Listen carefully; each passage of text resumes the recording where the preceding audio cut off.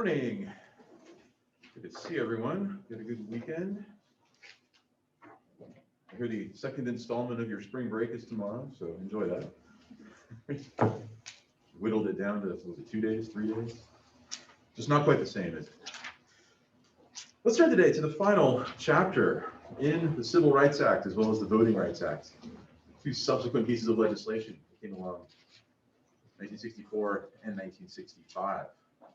To realize, once and for all, the American promise to all Americans. Was it a guarantee of broad social equality? We certainly aspire to that, but that's not anything that these laws proposed. No, they were just trying to achieve the basic promise guaranteed to all Americans in a very modest kind of way. And all that maybe later social equality will follow. But as far as what federal law was meant to do, no, it was simply fulfilling the promises that were already there. Stated really all the way back in the Declaration of Independence. So yeah, let's review what started all of this. What was in the 1950s? It was thought that the way forward with civil rights, NAACP, was going to be what branch of government? Yeah. Judicial. Yeah, the judicial Supreme Court. Handed down Brown versus Board of Education, right? 1954, declared school segregation unconstitutional.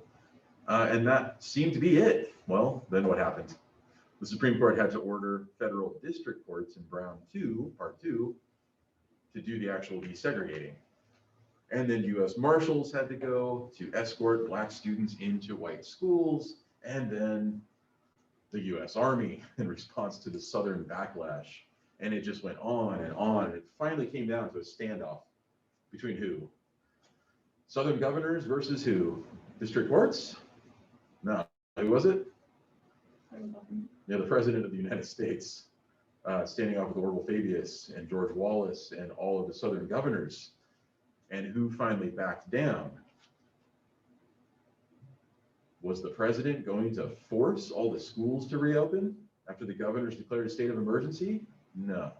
And so it really looked like the federal government just didn't have an edge on this.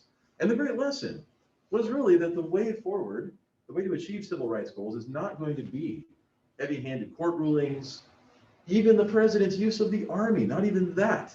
But what? It is going to be laws. It's going to be Congress is the branch of government to resolve this, in conjunction with the president, of course, but really Congress. So it's a fascinating lesson. We seem to think that you need quick solutions to certain social problems, that the power of the presidency or maybe the Supreme Court is the answer. We think that way today a lot. But really, no, those are short-term solutions, and a lot of times they don't go anywhere. It is indeed Congress, the subject of this class, right? That is very often the branch of government that has the foresight and the wisdom, and above all, the deliberation, the ability to disagree constructively, that really is the hero of the story. What was the modification to John F. Kennedy's plan? Originally, what did John F. Kennedy's civil rights proposal look like? He came into office in 1961. In response to, backtrack, what really started the civil rights movement? Really, everything kind of came and went after the Supreme Court. Eisenhower backed down. It looked like, okay, this isn't going anywhere. But what really started it the following year? 1960 and 61. Yes, Sam. The sit-ins and freedom rides. Yeah, right. The grassroots sit-ins and freedom rides of ordinary people. Did the civil rights movement really have much leadership? Not really. Martin Luther King was its spokesman. He never saw himself as a leader, though. He didn't really coordinate the events. He just explained what was happening, stated the principles, and made sure that the entire civil rights movement was always oriented toward the Declaration of Independence. A principle that didn't care about how you felt, right? At the same time, didn't care about your old traditions. So those are progressives, about how we feel, the wrongness of the thing. Southern segregationists, those who are concerned about tradition.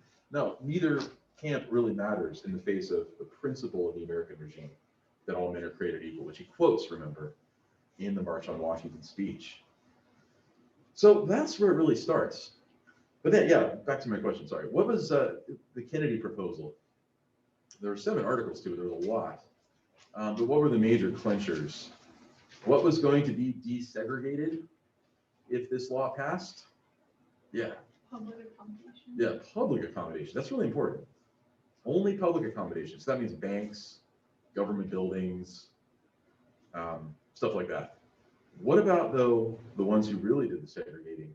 Private accommodations, like restaurants and hotels and theaters. What about them? So, as the civil rights movement progressed, as Lyndon Johnson became president following Kennedy's assassination, like we talked about, the idea was that the Title II should be expanded to include not just public facilities, but private institutions as well, restaurants and hotels in particular. That's really, really tough, because how are you going to tell private institutions that they have to desegregate when they're private? What's the sign you see behind every counter in a hotel or restaurant? We reserve the right to refuse service to anyone. And normally what that means is belligerent customers. But in this day, it also meant the right to discriminate on the basis of race as a private institution. Because if you can force people to let people in who they don't want to into their businesses, then you can force them to do that in their homes, it was thought. That's a tough one. How are you going to get private institutions to comply with this? There was also Title VII, and we mentioned this before, Social Security, right? Old age pensions. Good idea for its time, but who did it exclude? Obviously, minorities, Blacks and Hispanics in particular. That was going to be adjusted by Title VI. Title VI would not allow anyone to be exempt or anyone to be excluded from their federal entitlements.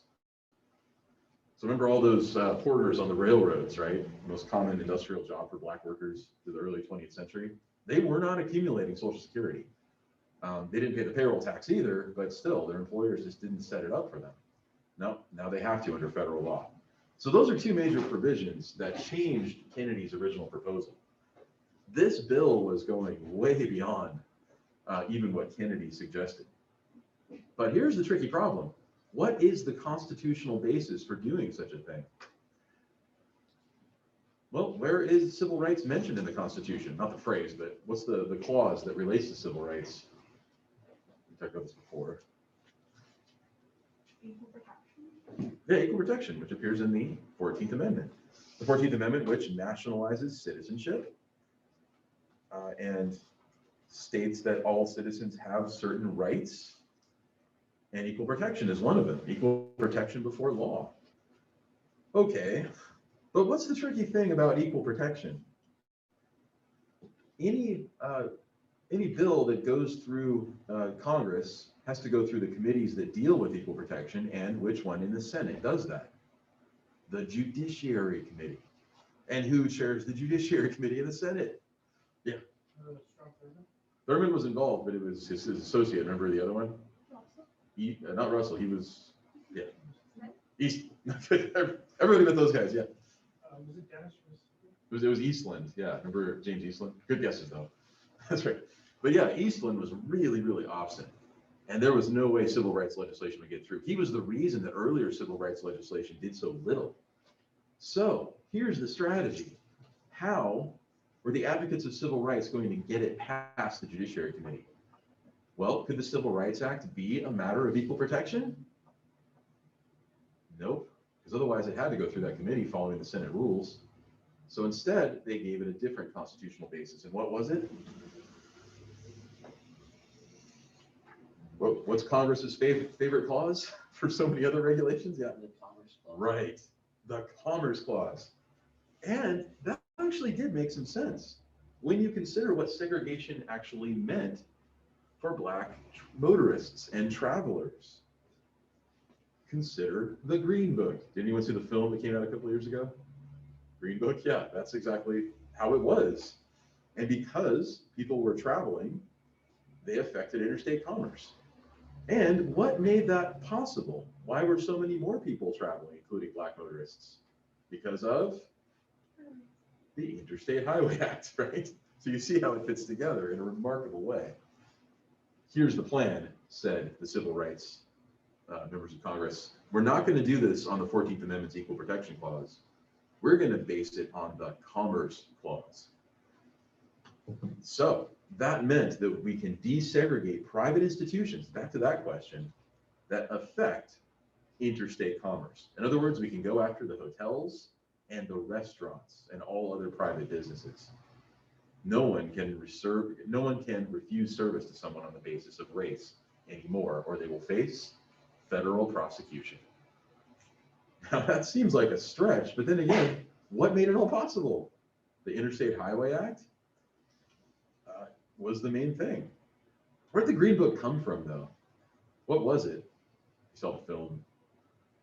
It was like a classified directory of all the hotels, as well as restaurants, that would serve Black patrons, either because they had a segregated section or because they served exclusively Black patrons, one or the other.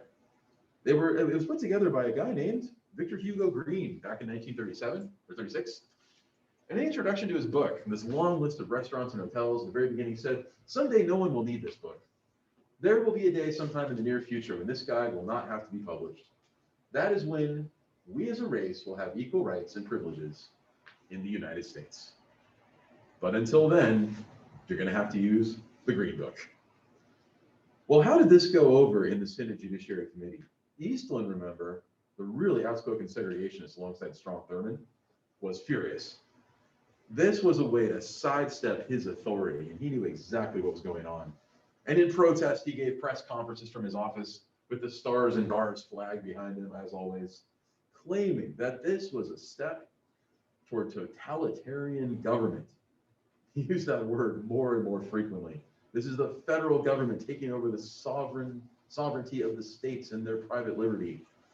Of course, it's an unusual thing to say, because remember what Mississippi was doing with the protesters? Spying on them, taking pictures of them and identifying them when they arrived at bus depots. How was that not totalitarian? But no, Eastland was sure that just granting basic protections and equal rights to Black Americans was the true source of totalitarian government. Meanwhile, though, what was going on in the House? Now that the constitutional basis is established in a way that would sidestep Eastland's committee, what happened in the House? The process began there.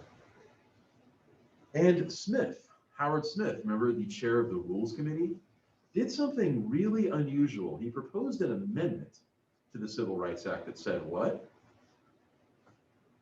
There's all kinds of twists in this story, yeah. To include prohibiting discrimination based on sex. Yeah, that's right. Non-discrimination on the basis of sex. Women will be included. This only happened after the bill was forced out of the Rules Committee after 2 tries. And finally, there was a discharge petition from the floor, it was called. And so they forced it out of his hands. Remember, too, what happened to his own committee back in the late 1940s, or late 50s. The number was raised, right? So he was overruled by his own committee, raised by the Speaker of the House. But that's right. Non-discrimination on the basis of sex. What happened there? That was an attempt at what we talked about this at the beginning of the semester. What's it called when you add an amendment that tries to sink the bill? Yeah, a killer amendment, exactly. Of course, Smith denied it. He said, no, everybody's saying equality. Okay, if we've got racial equality, we also need women's equality. Was he serious? Probably not. It was a sneaky killer amendment.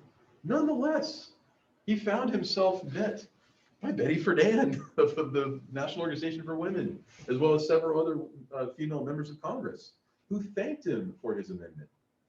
And in the back of his mind, he's thinking, no, wait a second, I wasn't actually trying to help women's equality. I was trying to kill the Civil Rights Bill, thinking that this would just kind of throw off base everybody who was supporting it, focused on race, and all of a sudden it's about women. But no, it actually drew even more support. It was one of the biggest failed killer amendments in all of congressional history. And with that, Title VII and the non-discrimination on the basis of sex, it passed the House of Representatives. Does Title VII come up quite a bit in later years? Yeah, first of all, is there any more need at this point for the Equal Rights Amendment? Some feminists say there still is, and it's still around as a possibility, although it's never passed. But still, it didn't seem quite as necessary because now you have a big federal law directly aimed at protecting women, even without the amendment. How has it come up in more recent years? I've seen a lot of Supreme Court rulings on Title VII. The Virginia Military Institute, which used to only admit men, was more recently compelled to admit women. That was Ruth Bader Ginsburg's big claim to fame, which she argued before the Supreme Court before she was on the court, and several other cases dealing with women's equality. Most recently, what have we seen happen with Title VII? Just a few months ago, Neil Gorsuch, a Donald Trump appointee of that conservative coalition on the U.S. Supreme Court, ruled that sex also includes sexuality and gender identity most recently. So all the conservatives who supported Trump for his judicial appointees didn't get what they hoped for with Gorsuch's opinion in that case. So yeah, Title VII really takes off on its own for women and more recently for sexuality. And so that's a fascinating story. Take constitutional law, you'll study that more. It goes finally to the Senate. And Mike Mansfield is the new House Speaker. He took over for Lyndon Johnson when Johnson became Kennedy's vice president and then now president. And so Mansfield looks at the situation on the ground, being a Democrat from Montana, being a Northern Democrat. He called for deliberation on the Senate floor immediately. We're just going to wrench it out of the Judiciary Committee's hands. It's based on the Commerce Clause anyway. They have no reason to review this. Eastland was even more furious how everybody's just pulling this bill away from him. And he's completely incapable of doing what all of his constituents are entrusting him to do. It really looks like the Southern Democrats are going to lose this. He also insisted on maintaining a quorum, 50 senators at all times during this floor action in the Senate.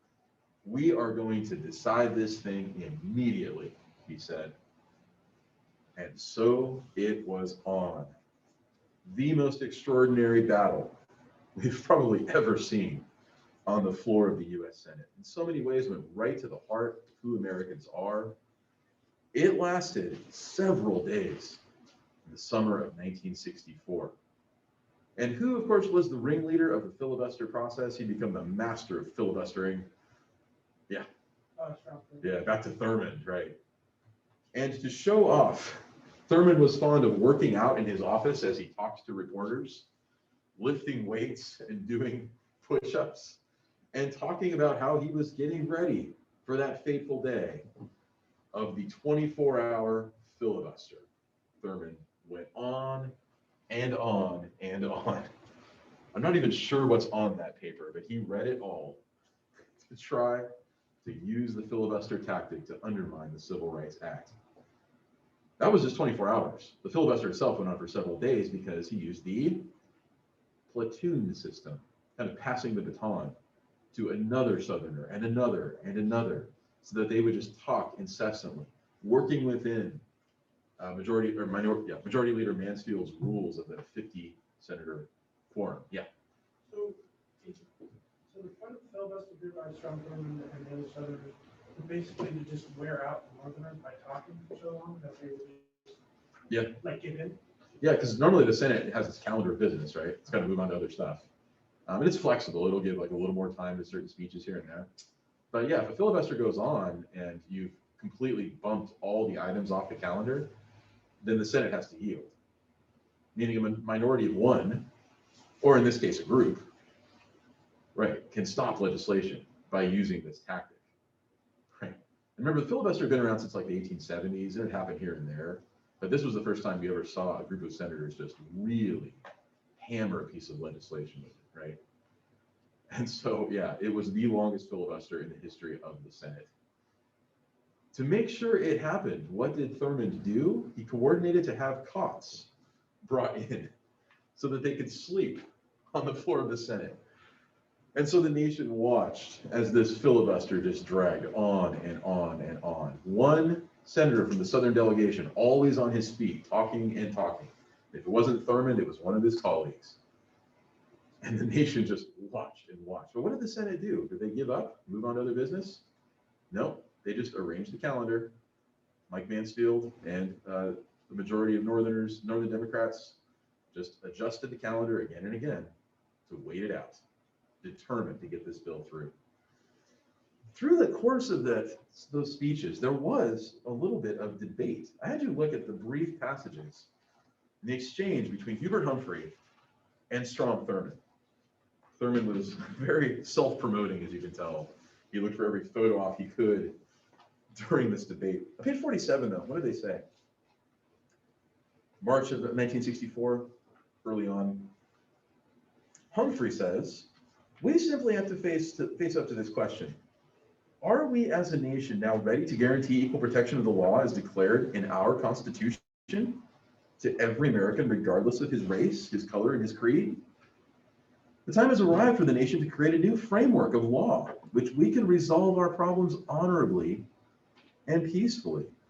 Each American knows that the promise of freedom and equal treatment found in the Constitution and the laws of this country are not being fulfilled for millions of our Negro citizens and for some other minority groups as well, right? This isn't just about blacks, it's about everybody shut out of the system. Deep in our heart, we know, Humphrey says, we know that such denials of civil rights, which we have heard about, which we have witnessed, are still taking place today. And we know that as long as freedom and equality are denied to anyone, in any sense, weakens all of us. Who's harmed here? Johnson was fond of making this point too. It's not just Black Americans, Humphrey said. It's everybody. It's a very kind of Lincolnian form of reasoning, right? If A can regard B as less than human, B can regard A as less than human. Humphrey restates that exact same idea. If you treat someone one way, don't be surprised if you're treated the same way.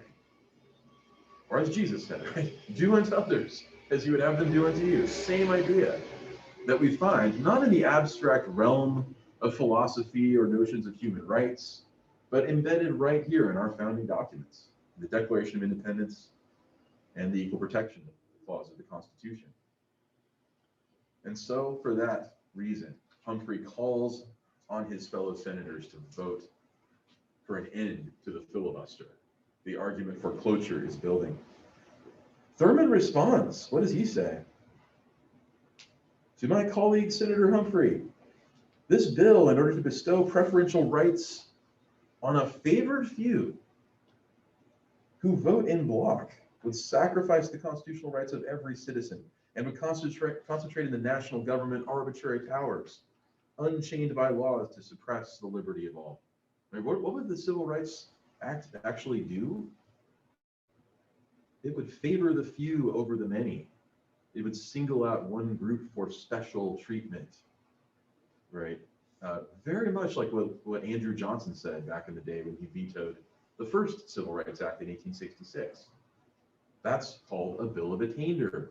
The Constitution explicitly prohibits singling out groups either for punishment or for favor. He said this bill makes a shambles of constitutional guarantees in the Bill of Rights. It permits a man to be jailed and fined without a jury trial, which was a total exaggeration. It empowers the national government to tell each citizen who must be allowed to enter upon and use his property without compensation or due process of law, as guaranteed by the Constitution. It forces associations upon people which they do not voluntarily choose. What will happen if this bill passes? It would open wide the door for political favoritism with federal funds, and it would vest the power of various bureaucrats to give or withhold grants, loans, contracts, on the basis of who, in the bureaucrat's discretion, is guilty of the undefined crime of discrimination. And on he goes. This will expand the power of the federal government over the states. It sets a dangerous totalitarian precedent. What a debate. Thurmond realized all the while he's not even talking about race here, right? He doesn't mention it at all, unless I'm missing it. He's more concerned just about government power. And a lot of people could listen to Thurmond and say, well, you know, I don't like racial segregation, but I'd much rather see it end, not because of government force, but because people voluntarily choose it. I mean, shouldn't people be allowed to decide for themselves whether or not a thing is good or bad? We've heard that before. The spirit of Stephen Douglas is always lingering, isn't it? And the question is always the same, right? Is something right or wrong just because we choose it? Or is it somehow already there and we have an obligation to choose right? This debate never goes away in American politics. Lyndon Johnson had his strategy as well, and he was a really proactive president.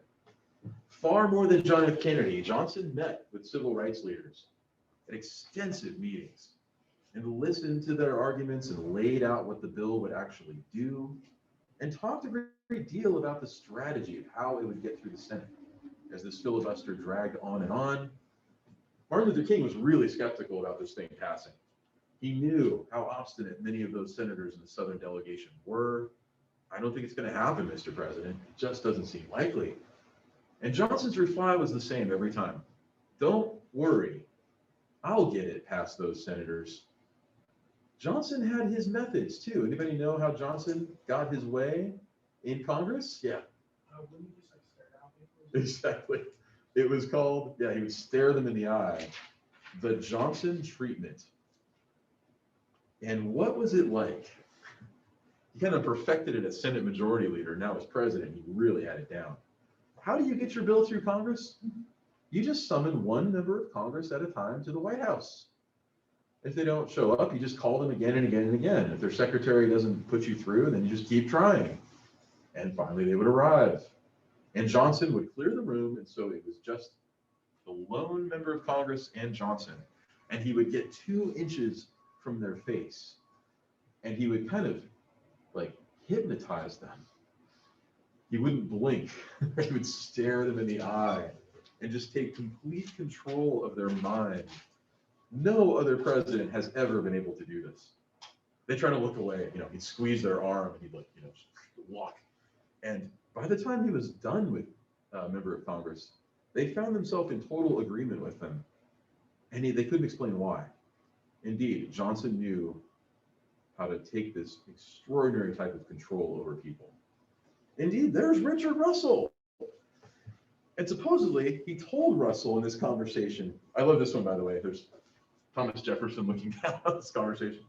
He told Russell, I'm going to kowtow, and I'm not going to kowtow, and I'm not going to compromise. I'm going to pass it just as it is. And if you get in my way, I'm going to run you down, Johnson said. I just want you to know that because I care about you, he told Russell. It's a hilarious statement.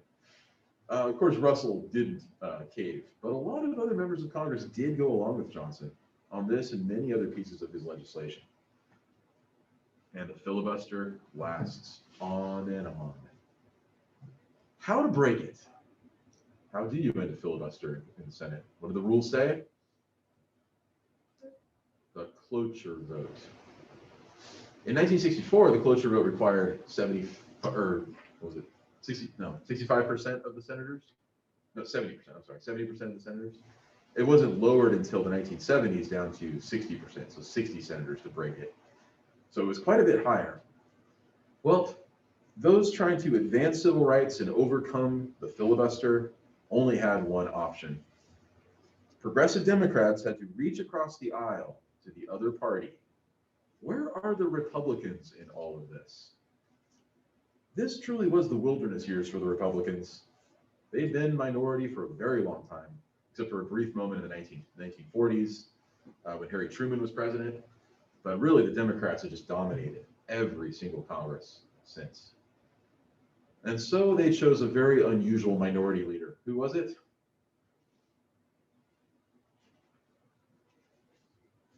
Remember, too, the Republicans had dabbled in conservatism a couple times with Robert Taft, and it just didn't really work out for them in the long run. They would do it one more time when it came to presidential nominees, but yeah, who was the minority leader? Yeah. Is it Everett Dirksen? Yeah, that's right. Everett Dirksen was a weird guy. He was very well known for being quite eccentric. And indeed, he embodied the crisis of the Republican Party at the time. They couldn't decide if they were conservatives or progressives. They didn't know what they were. They were just kind of a relic that didn't have any clear ideology anymore. Dirksen didn't like going the progressive direction too much, right? Because the Democrats were already there, and he wanted to give options to voters and try to get an edge on the conservatives. At the same time, he didn't want to go too far to the right, because then he'd end up like the Dixiecrats and the segregationists. And so the Republican Party was just lost. But it was vital to pull them in to that coalition. Northern Democrats reached out across the aisle to Dirksen and to his associates. He was from Illinois and represented his constituency there that was also kind of unsure about Republicanism was. Most Republicans were just elected because people liked them, not because they actually embodied any clear principles. But Johnson knew how to do the Johnson treatment. He referred to Everett Dirksen as Ev and demanded that Dirksen vote to end the cloture. And Dirksen was really unsure about this. He didn't know where he stood when it came to civil rights or breaking the filibuster. But finally, he slowly but surely agreed that ending this filibuster would be the right thing to do. And so the heads were counted. And a couple Republicans still refused. One in particular, because he was eyeing the presidential election in 1964. Who was it? Arizona Senator? Barry Goldwater. Yeah, Barry Goldwater. Goldwater was about as odd as Dirksen was, but Goldwater had an ideology. What was Goldwater? He was a true conservative, right? So you saw this tiny conservative faction, really a faction of one, within the Republican Party with Barry Goldwater. And he admitted to being a conservative. In fact, he wrote the book. What was his book? Anybody read it? The Conscience of a Conservative. Tradition, the past, is what guides us into the future. Government is not the solution for our problems. Government is the problem. An idea, of course, he would pass to Ronald Reagan. We'll talk more about Reagan this week. But because of his presidential aspirations, he didn't want to go along with the cloture vote to end the filibuster. Was it because he had racist opinions and didn't want to see the Civil Rights Act pass? Not exactly. He just didn't think it was constitutional.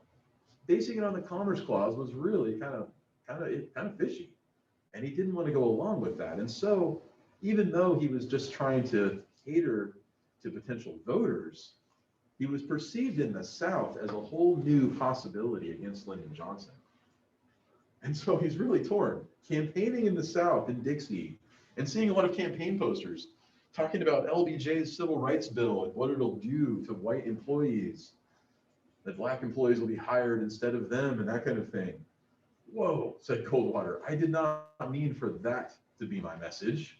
This wasn't actually his campaign poster, it was just Goldwater supporters. But what was he going to do? Say no? And so Goldwater still refused to vote for cloture. But it didn't matter. There were finally enough.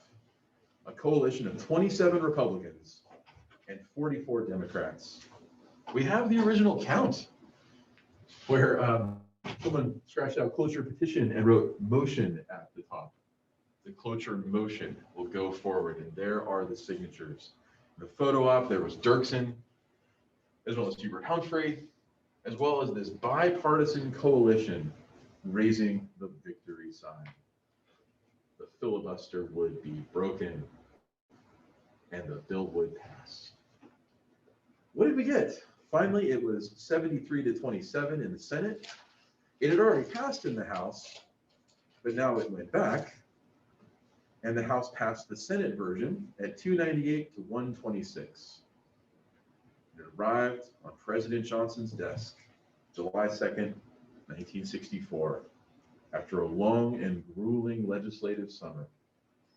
Filibuster that lasted days and days, and it was officially the law of the land. Johnson signed it into law and then famously turned around and handed the pen to Martin Luther King in a very important gesture. Presidents were fond of giving the pens, Franklin Roosevelt did this quite a bit too, to major figures that backed the law. But normally it was members of Congress or sometimes members of the cabinet. But no, King gave it to the civil rights activist, the spokesman for the entire movement, Martin Luther King. And now it's the law of the land. And it is officially made known what is in that law through a pamphlet, widely distributed. Make sure you know your rights. Make sure you know what you are entitled to as American people. And make sure you know what you're not allowed to do. What an extraordinary victory this was. But it wasn't quite over. What was the other right that was still denied? And in a lot of ways was even more inflammatory across the South than Jim Crow legislation was. The ultimate measure of civic equality. Voting, yeah.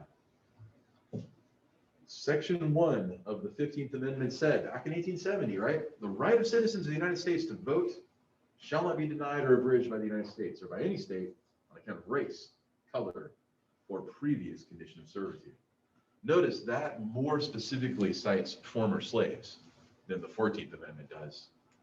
14th Amendment just says all persons born or naturalized, right? No reference at all to former slaves.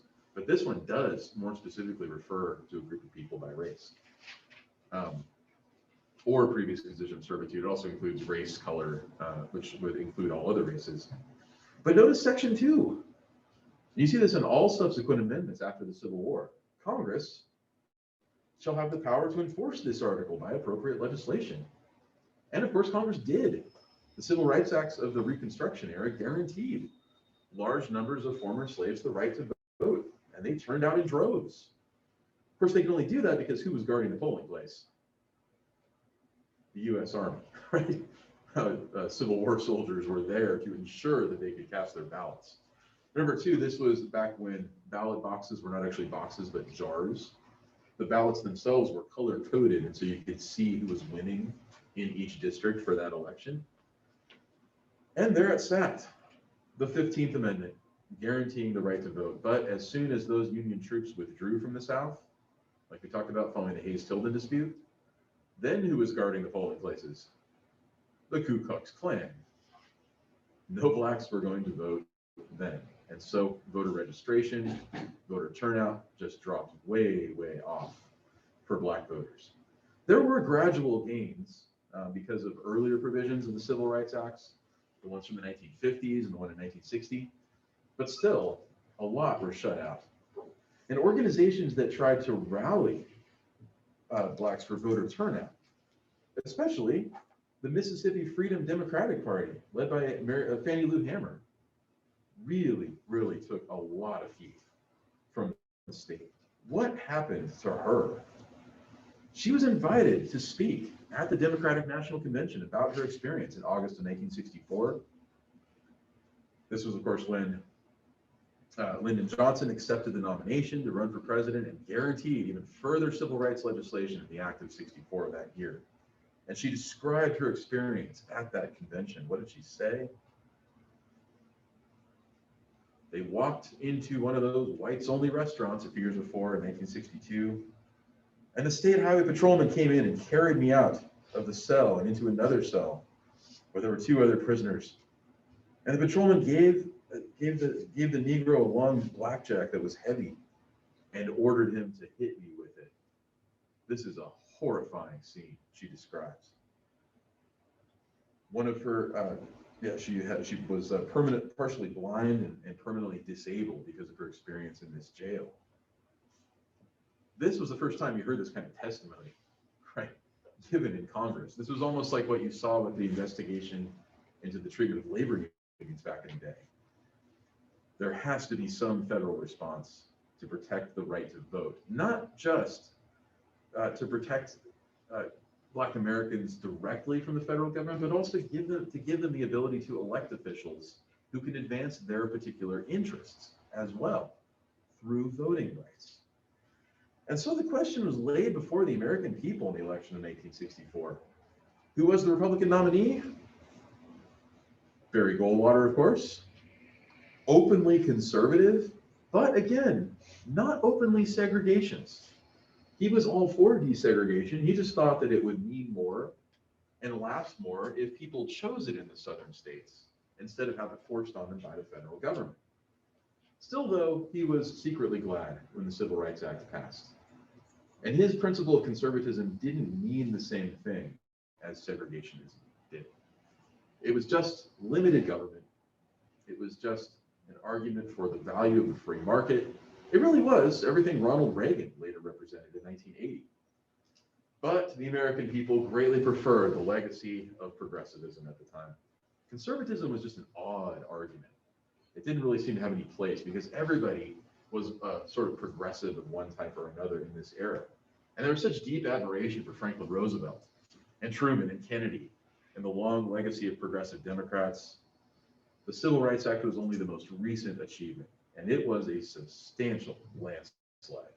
Lyndon Johnson, still riding the tide of Kennedy's popularity, came into office, very, very popular. And he chose as his vice president Hubert Humphrey, the senator who'd been directly involved in the Civil Rights Act.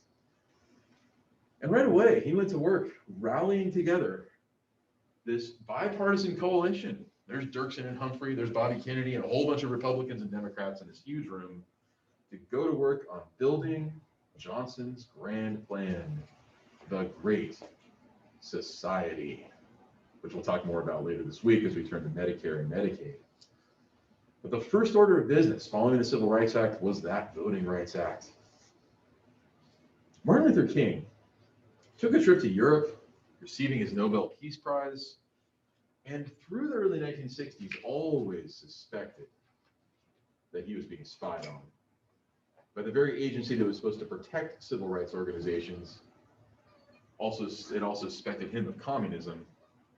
The declassified report that came along years later, they said back in 1962, King is a wholehearted Marxist who has studied Marxism and believes in it and agrees with it, but because of his being a minister of religion, does not care to espouse it publicly, the FBI report said.